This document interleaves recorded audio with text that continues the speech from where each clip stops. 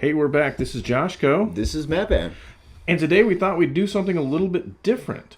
We decided to talk about monetization, how we got monetized. We thought you might want to know a little bit something about the process, and we wanted to share that with you.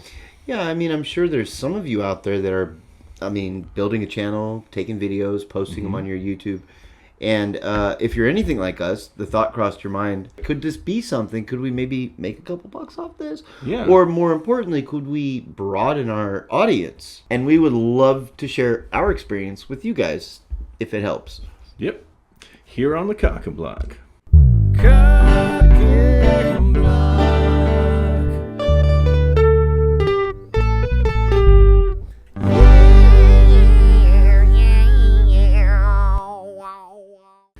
Hey everybody, we're back here on the Cock and Block again talking about how we got monetized in about 8 months, how we did that, how we started our channel, and help to guide you and give you a few tips if you're interested in monetizing your channel. So when we're thinking about creating a YouTube channel, we're thinking about, well, what's our brand? What would be our identity? And so we looked online, and there's a lot of reaction videos to music, which we think we have something to offer because we think we've got experience, an actual perspective, because we do know music. We're both musicians. We do know music theory. Yeah.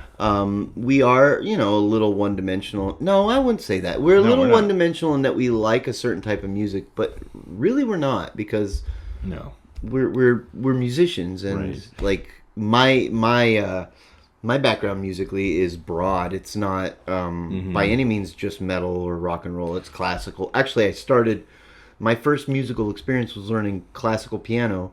But we're trying to figure out how to use that in a YouTube video, but also we want to explore other things. And one of the first and easiest ways for us to jump in it was just to literally try it by trying different things, such as the stinkiest fish in the world, surstrumming, which was a great video, hilarious. We filmed it outside in the sunlight. What did we film it on, Matt? We filmed it, and that's a great question. Talking about, we will get into the equipment that we've used, but the first, 4, 5, 8 videos that we filmed were filmed and produced on this iPhone 11. On that specific phone. This one right here. So our concept and identity was that we were two metalhead dudes who are musicians, and we like to try things. We like to be adventurous. We like to try hot food, crazy food. Absolutely. Food from Russia, from the Philippines, from China, wherever. So that's our identity. So we, really have centered our channel around that identity. So if you were going to do a channel, we would recommend doing the same, having that interesting perspective. And you don't want to be too rigid in what you want to be as a YouTube channel, because at the end of the day, the most important thing is not what you're putting out. It's, are people interested in watching it? Yeah. Honestly, some of our favorite videos, the ones that we've had the most fun actually making, have had no view, 100 views. We had an absolute blast making these videos, right? Yeah. Trying crazy stuff. There were a couple ideas that I specifically had that I thought would be really popular. The Marmite versus Vegemite. Oh, yeah. The experiment between Australian and British breakfast spread. Nobody watched those videos, Nobody wanted to watch that video. I don't know why. I do to this day. It's hilarious. I love Marmite. Yeah, he still eats it. Shoot, which one do I like? Vegemite. I like Vegemite, the Australian one. I'm the one who preferred Marmite. So yeah, it's not always going to work out the way that you think, but I think being fluid and sort of really trying to read your audience is very important, because for us, one of our most pivotal moments was when one of you guys, a subscriber, hopefully you're watching right now, M-Dems, asked us to listen to a band. Yeah. And respond to it. That was pivotal. And we had already done a couple already, but this one, we never heard of a guy named Easy Mill. Who's Easy Mill? I don't know what that is. Just some kid. It was our first big music reaction. It was Easy Mill. Right. The one that we really connected with you guys, which was really at the end of the day what we wanted to do, right? Right, exactly. We wanted to connect with people. And while we wanted to have fun, Matt was putting in a ton of work into this stuff. We did want to be monetized. So we went out and we learned about monetization. So let's talk about the criteria for that so that the folks very important. will know. Just the sheer numbers. Yeah. YouTube's requirements are 1,000 subscribers. You got to have 1,000 subscribers. When we first started, that challenge seemed like the hurdle was just gigantic. It was like the first 40 was like climbing the Himalayas. Getting 40 subscribers was so... You remember that? It seemed so hard. We would like wake up every morning and like text each other like, Oh, it's hey, we 60. got another subscriber. The day that we went from 99 to 100, I remember. It was big. It was Yeah, a it big was day. huge. 3 digits. We partied. We celebrated. And then getting to 1,000 was tremendous. It Now was we're tremendous. well over... Gosh, what I think we're almost 3? 3,400 now. Oh, wow. Nothing Yeah. major, but to us, that means the world. Like, we Yeah. love every single one of our subscribers because Yeah. it's personal for us, right? We Exactly. really feel like you guys are taking a personal interest in us, and we do appreciate So that. celebrate anytime you get subscribers. Celebrate when you get to 10. That's one thing we did. We were like, when we get to 10, party. When we get to 100, party. When we hit 1,000, party. That being said, getting 1,000 subscribers was way easier than the next milestone, which is 4,000 watch time hours. It doesn't sound like much. That was actually more difficult than getting Yeah. the subscribers. And I think the reason they do that is you can't just put out content that is clickbait. Yeah. You have to be watched. You have to have people invested in the video and actually watch it for a period of time. So you have to get 4,000 watch time hours. Exactly. I feel like we got 1,000 subscribers fairly quickly-ish, maybe within 4 or 5 months. Probably. And then it took another month or 2, maybe? to get to 4,000. To get to 4,000, yeah. Yeah, it took... We got monetized when we hit that metric, not the 1,000, right? In October. In October. Yeah. So we started in April. We put out, I mean, we had a couple months where we weren't as steady as we have been recently, but we put out like a video or 2 or 3 a week. So we're actually at 70 videos, even though one you can't see. Also, one we made but will never publish. That's true. It's okay not to publish your videos after you watch them. Sometimes you record a video and you review it and you go, you know, bud, Yeah. maybe not, maybe not. Yeah, use wisdom in that. Use wisdom, use your best judgment. It's a sensitive world that we live in. You got to be careful. And that actually ties into one of the other criteria with YouTube, which is meeting their policies and guidelines. Exactly. And they are fairly stringent. Very stringent. Yeah. They are strict, but make sure that you read them and make sure that you have a good understanding of what they are before you move forward.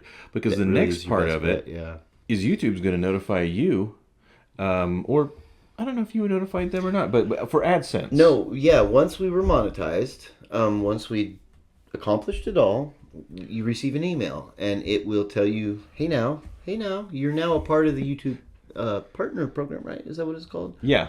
And you need to set up an AdSense account. Now, don't expect to just have dollars dropped into your account right away. Not going to happen. We'll show you. It's right, and we'll get there, but it's a slow process. Yeah, you get paid through these ads. Right. And there's an interesting way to strategically do it, because if you have a 5-minute video, you may only get one ad, which is not going to do that much for your AdSense.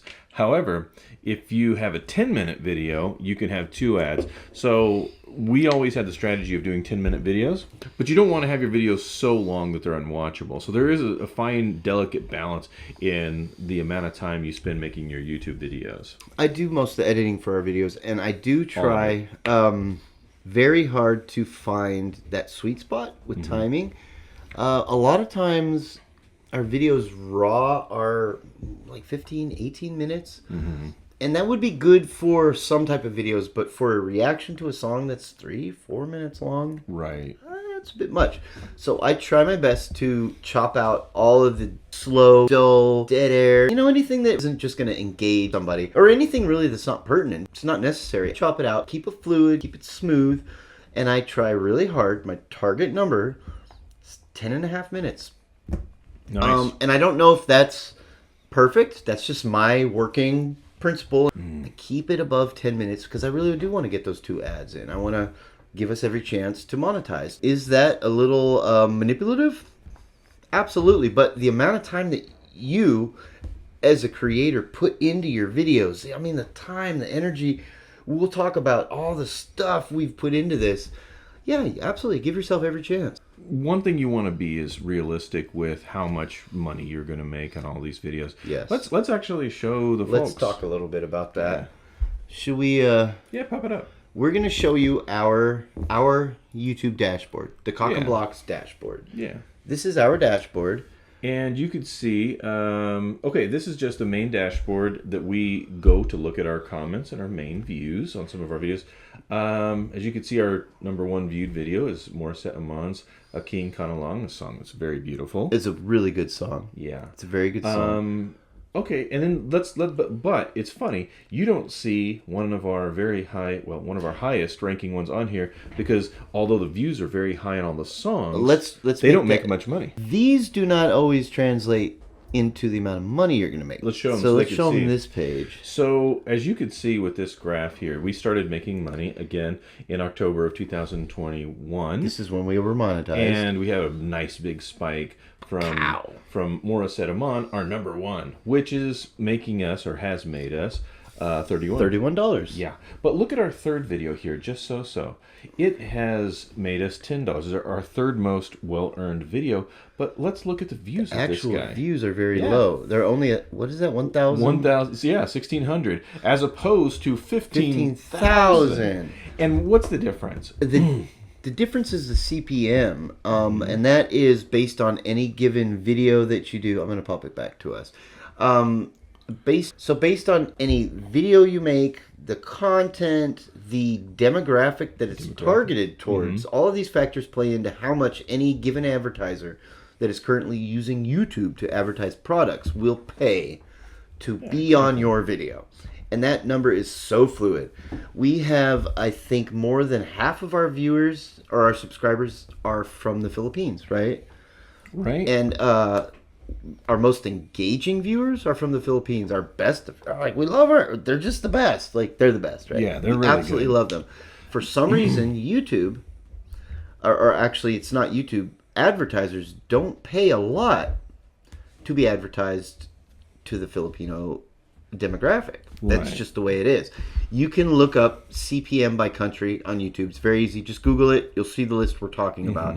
Every country has a CPM value in YouTube, and that will drastically change how much you make on any given video. Be okay with making videos that you like, that further your brand, that aren't going to be high earners or aren't even going to be monetized. Absolutely. Sometimes you'll get that little red dot that says the video's eligible or non-eligible for monetization. You'll have a copyright claim. You'll have the little red $sign rather than the green. I know it hurts because you put a lot of time. We get that every single week. I make videos. I make the thumbnails. He handles all of that. I post them, and like just right away I'm texting Josh. I'm like, boom, he's got to go in and Yeah. at least once a week, if not 2 to 3 times a week. Yeah, and I'm going to make a whole video about how to handle copyright claims and copyright It's a whole process strikes. he goes through. We're going to do that probably next week. Right, absolutely we will, because it is just as important as this one, because if Yeah. you're doing what we're doing here, you will be dealing with that. We love reviewing music. Right. So if you are trying to do that, you will encounter copyright claims. One piece of strategy I want to give to all of you YouTubers,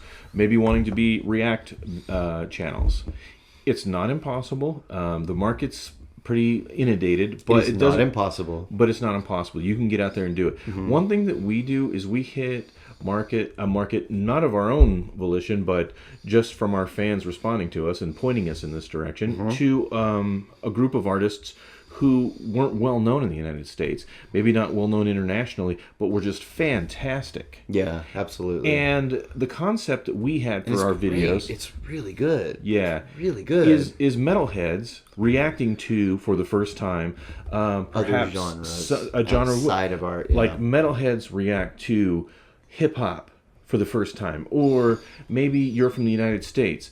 U.S. metalheads react to rap from the Philippines. Those kinds of contrasts are fun to watch and interesting for the viewers. Actually, it's a really good point. If you look through our thumbnails going back, I used to label them Metalheads React. Yeah. Now I do it American Metalheads React, just because I think that might be of more interest to some people. Because if, like, say, a Norwegian guy or a Swedish guy has this band he loves, a local band that he loves, he might think it's interesting to see what somebody from another part of the world has to say about it. Or someone who's never listened to it. Right. You know, the first time viewing is kind of an interesting whole subgenre on YouTube for React videos. And Always they're fun. remember I love that them. your specific demographic is marketable.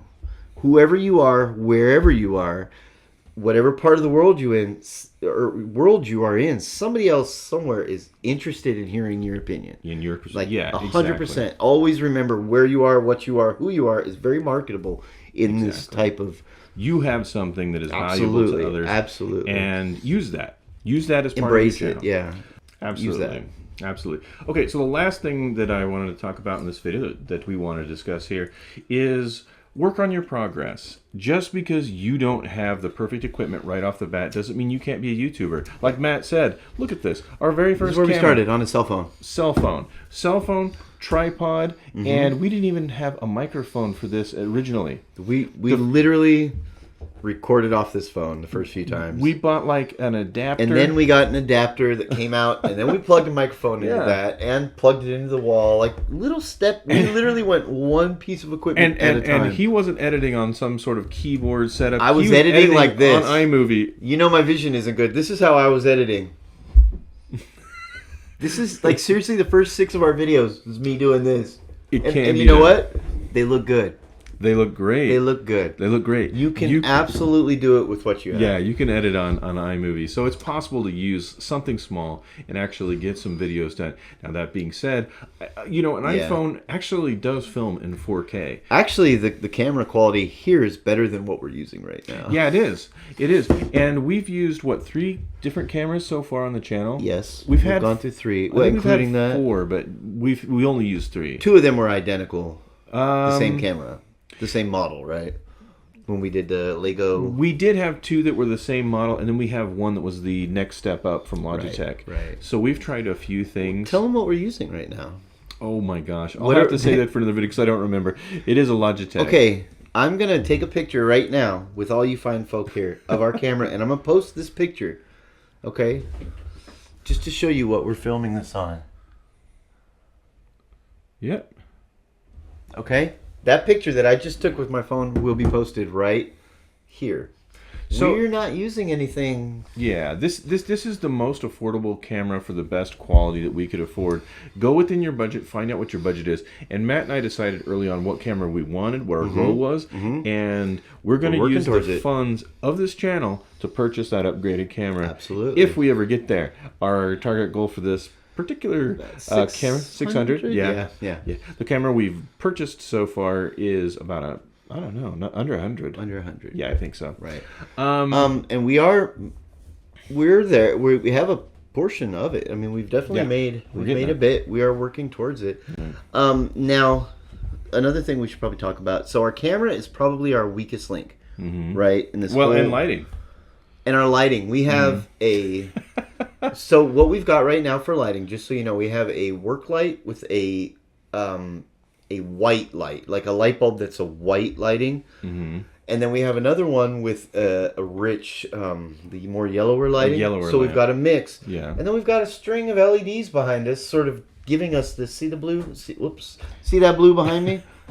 Just that, like Amazon. Look, you're gonna recognize. They're gonna laugh when they see this.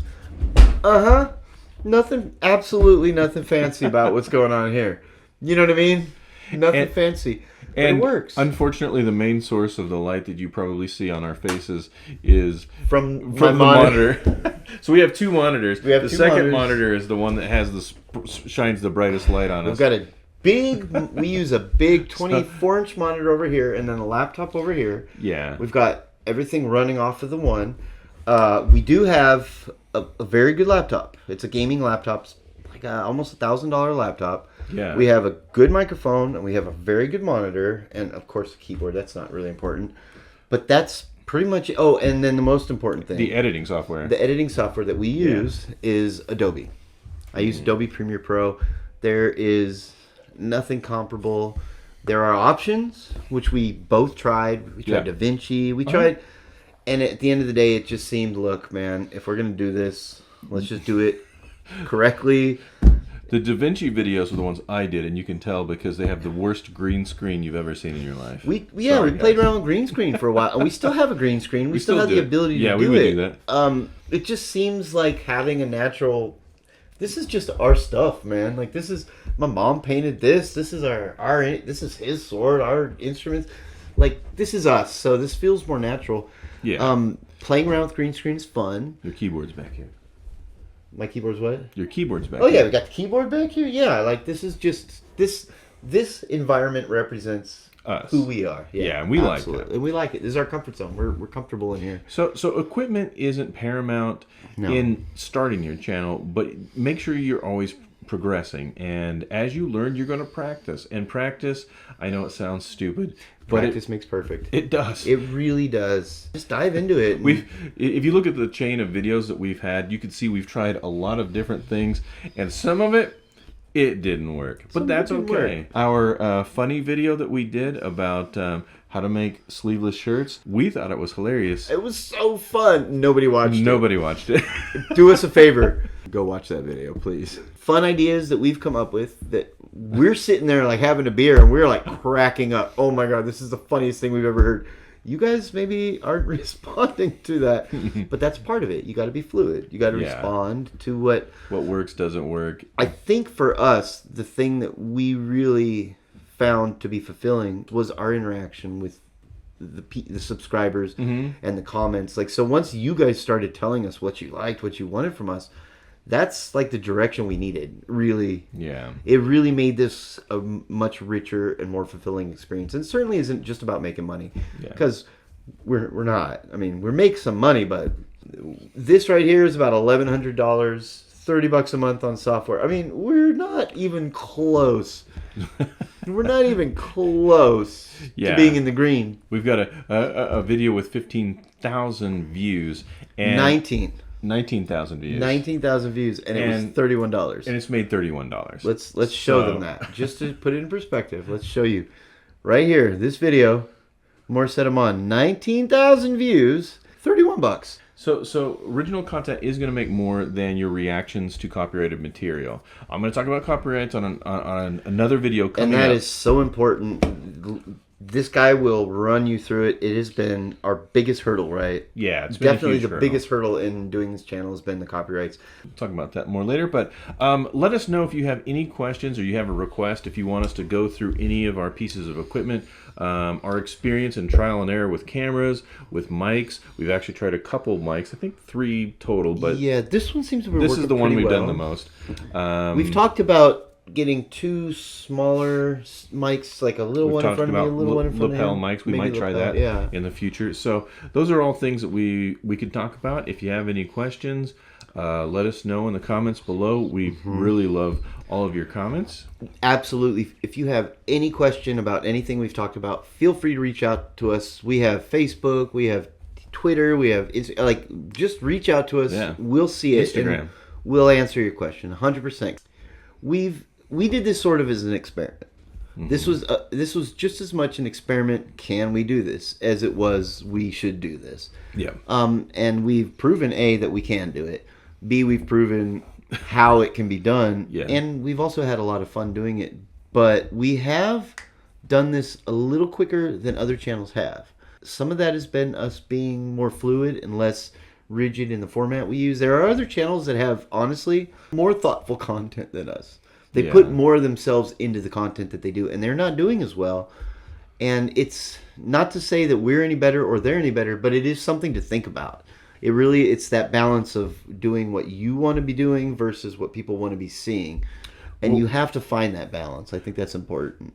We've hit on reviewing bands that have a huge following with a lot of sort of fans that come along with them that have engaged with us and have become our subscribers. Whereas channels that are purely try it, which we love. In fact, I prefer That's what we watching prefer a lot of those. Yeah. But I do love They don't have channels. the luxury of having a fan base. They don't have a built-in like fan base. you Easy Mill people, you guys have helped build this channel. Morris Morissette, Amon, KZ Tanding. There's quite a few of you guys. I'm missing a few out. You have really helped us build this channel, and that is something to think about. Kanye. I think Kanye fans especially love us. All you Kanye fans out there just waiting for our next review, we know you love us, and we love you back.